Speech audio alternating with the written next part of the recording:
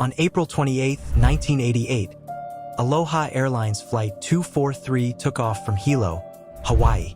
It was a short flight, something the airline did many times every day.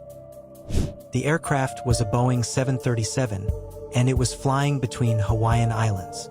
The passengers were relaxed. Some were tourists, some were locals.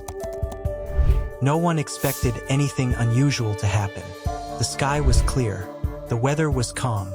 The flight climbed smoothly to an altitude of 24,000 feet. Then, in just 1 second, everything changed. It sounded like a bomb had gone off. Passengers screamed as the cabin filled with violent wind and noise. In an instant, a large part of the plane's roof was torn away. There was no ceiling. There was no protection. Only open sky.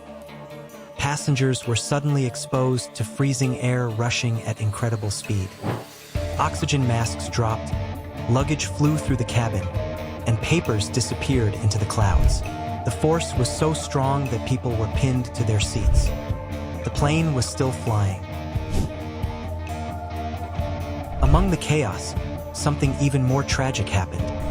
A flight attendant who was standing near the front of the aircraft was suddenly pulled out through the opening in the plane. She disappeared into the sky. The passengers were in shock. Some believed the plane was going to break apart completely. Others held onto their seats, praying. Inside the cockpit, the pilots were fighting to stay in control. Captain Robert Skornsteimer and First Officer Madeline Tompkins felt the aircraft shake violently. Warning alarms filled the cockpit. Instruments failed. Communication became difficult. The pressure inside the plane had dropped suddenly, a condition known as explosive decompression. Despite all this, the pilots did not panic.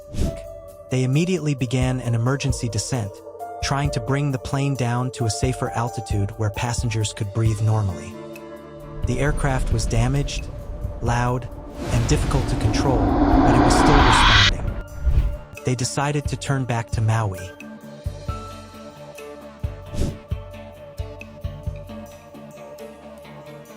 In the cabin, passengers could see the ocean below them.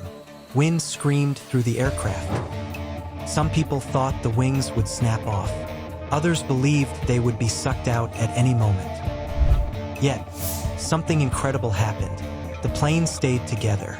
Seatbelts held. The structure did not collapse. Against all odds, the Boeing 737 continued flying, even with a missing roof. After about 13 terrifying minutes, the pilots prepared for landing. The plane was unstable. The noise was deafening, but the runway was in sight. When the wheels touched the ground, the aircraft skidded but stayed upright. Flight 243 had landed. Out of 89 people on board, 88 survived. It was considered a miracle. Investigators were shocked when they saw the plane.